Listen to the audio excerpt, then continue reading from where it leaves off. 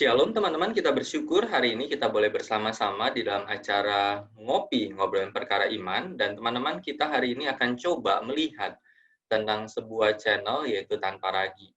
Bagi saya, Tanpa Ragi bukanlah channel apologet Kristen, tetapi hanya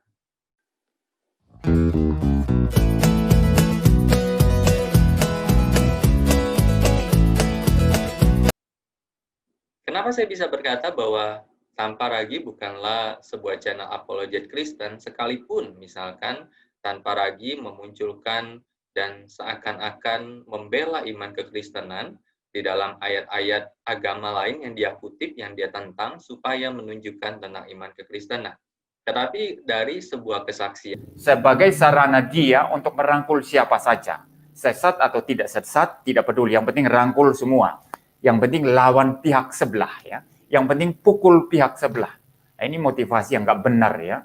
Apologetika kok motifnya yang penting pukul sebelah. Itu bukan motif apologetika, Pak Tanpa Ragi, ya.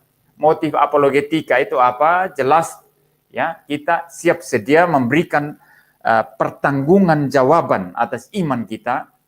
Jikalau ada orang yang bertanya kepada kita, ya dengan hati nurani yang murni, ya begitu ya. Jangan motivasi karena hanya mau mukul sebelah. Saya dendam sama mereka, saya mau hajar mereka. Maka saya kumpulin teman, sekutu siapa saja. Sesat enggak penting. Wah, ini yang saya lawan, ya. Saya enggak mungkin bersekutu dengan orang sesat. Maka di sana beliau bercerita bahwa ada sebuah grup di mana Tanpa Ragi mengumpulkan para hamba-hamba Tuhan untuk melawan secara tidak jelas, secara frontal akan ajaran-ajaran dari agama lain. Ini adalah sesuatu yang bagi saya bukan sebuah ciri seorang apologet Kristen.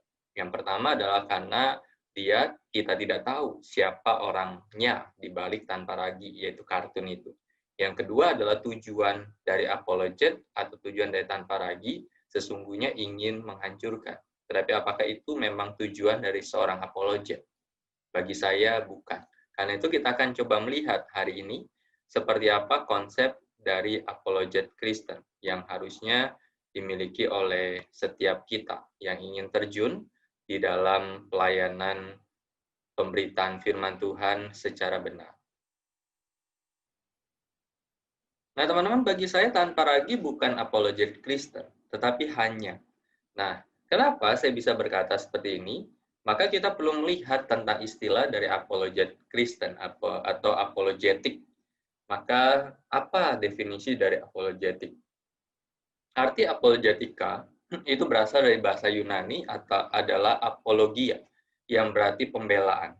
Bisa pembelaan secara hukum, bisa pembelaan secara pribadi, bisa pembelaan secara doktrinal. Jadi dalam Alkitab ada kata apologia sebanyak 8 kali. Misalkan, di dalam Kisah Para Rasul pasal yang ke-22, Kisah Para Rasul pasal yang ke-22 ayat yang pertama, dikatakan, "Hai saudara-saudara dan bapak-bapak, dengarkanlah apa yang hendak kukatakan kepadamu sebagai pembelaan diri." Nah, ketika dikatakan di sini Paulus dikatakan sebagai pembelaan diri. Nah, ketika kata guna pembelaan diri adalah Paulus menggunakan kata apologia. Kita juga bisa lihat di dalam Kisah 25 ayat 16, 1 Korintus 9 ayat yang ketiga, kemudian 2 Korintus 7 ayat yang ke-11, Filipi 1 ayat yang ke-7, ayat yang ke-16, 2 Timotius 4 ayat yang ke-16, 1 Petrus 3 ayat yang ke-15. Jadi, melihat ayat-ayat ini, maka kita bisa berkata seperti ini. Jadi, saat orang Kristen berapologia, maka orang Kristen tersebut sedang memberikan penjelasan maupun jawaban terhadap kritik dan kesalahpahaman pihak luar. Jadi, memberikan penjelasan maupun jawaban terhadap kritik dan kesalahpahaman pihak luar. Dengan apa penjelasan itu? Dengan apa jawaban itu? Maka tidak lain dan tidak bukan adalah dengan kebenaran firman Tuhan, yaitu di dalam Alkitab. Jadi tidak perlu mengutip ayat-ayat dari agama lain dan kemudian seakan-akan memberikan pembelaan iman ketika melihat titik celah dari ayat-ayat dari agama lain. Kenapa? Karena seorang apologia Kristen, dia sedang memberikan penjelasan, jawaban terhadap kritik dan kesalahpahaman pihak luar dengan apa yang Alkitab katakan. Dan ini adalah sebuah kemurnian. Karena itu bagi saya, seseorang bisa menjadi seorang YouTubers Kristen, tetapi dia bukan sebatas YouTubers Kristen.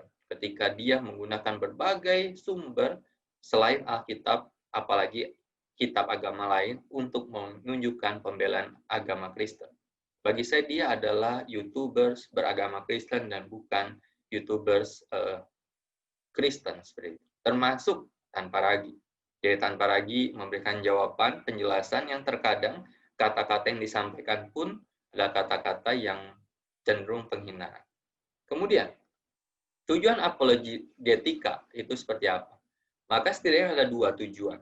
Yang pertama ada negatif atau defensive apologetic, yaitu orang Kristen hanya memberikan penjelasan ataupun bantahan terhadap kesalahpahaman maupun kritikan yang ditujukan secara langsung kepada orang Kristen. Jadi hanya memberikan penjelasan atau bantahan. Jadi seperti konsep tentang Allah, seperti itu, konsep tentang Kristus. Maka secara defensive apologetic yaitu memberikan penjelasan atau bantahan semata terhadap kesalahpahaman itu atau kritikan yang diberikan kepada orang Kristen. Tetapi ada juga tujuan apologetik yang kedua adalah positif atau offensive apologetik, yaitu orang Kristen memberikan argumen positif untuk membuktikan kebenaran iman Kristen. Jadi bukan hanya sekedar penjelasan atau bantahan, tetapi memberikan bukti-bukti kebenaran iman Kristen. Sehingga orang yang meragukan, orang yang menentang, orang yang menolak, maka mereka bisa melihat bukti-bukti yang otentik, bukan katanya, tetapi sesuai dengan kebenaran dari bukti-bukti itu. Dan itulah tujuan apologetika. Saya setuju dengan poin yang kedua, yaitu kita berapologetik, yaitu memberikan kebenaran iman kekristenan di dalam argumen yang positif. Kemudian sikap dan berapologetika. Di dalam 1 Petrus 3 yang ke-15 dan 16, di sana berbicara tentang bahwa apologetika itu tidak lepas dari aspek kognitif, tapi juga tidak bisa dipisahkan dari kesalahan hidup orang Kristen. Ini berkaitan dengan totalitas hidup orang Kristen, yaitu dengan lemah lembut, hormat, dan tulus. Kita perlu menggunakan akal kita untuk menunjukkan atau memberikan penjelasan tentang iman kekristenan, tetapi kita juga tidak lepas daripada kesalahan hidup orang Kristen. Orang melihat kita, orang menilai kita sebagai orang Kristen dari sikap kita, dari apa yang kita lakukan, dan bukan sekedar dari apa yang bisa secara lantang kita jelaskan, tetapi sikap kita buruk. Dua posisi ini antara penjelasan secara akal dan kemudian kesalahan hidup berjalan berbarengan, bersama-sama. Itulah apologetika. Apakah tanpa ragu lakukan itu? Maka tujuan tanpa ragu mengutip ayat-ayat agama lain bertujuan untuk menghancurkan. Ini motivasi yang bagi saya keliru. Yang kedua adalah kalau dia apologet Kristen, maka tidak mungkin dia mengubah kata Allah menjadi dewa. Kenapa? Saya munculkan satu bukti, yaitu yang diberikan oleh Theodosius Atalahana. Dia adalah seorang bishop di Septia for Greek Orthodox di Yerusalem. Dia berkata seperti ini, saya adalah seorang Kristen Palestina. Kami selalu berkata Allahu Akbar. Sebab itu sesuatu yang normal didengar. Dan kebanyakan didengar dari orang Muslim. Seperti Insya Allah, kemudian hal-hal termasuk Alhamdulillah. Tetapi sesuatu yang sederhana, sebab Arabi, orang-orang Arab, di dalam bahasa Arab dan di dalam kosakata, kata God itu adalah Allah atau Allah seperti itu. Kenapa? Karena di antara orang Kristen, baik digunakan oleh orang Kristen ataupun orang Muslim. Dia dengan katakan ketika tanpa ragu mengubah kata Allah menjadi dewa, maka sesungguhnya dia tidak melihat itu dari sebuah perspektif kultur atau perspektif sebuah bangsa. Kenapa? Karena di Yerusalem sana pun orang-orang Kristen dan Muslim juga gunakan kata Allah.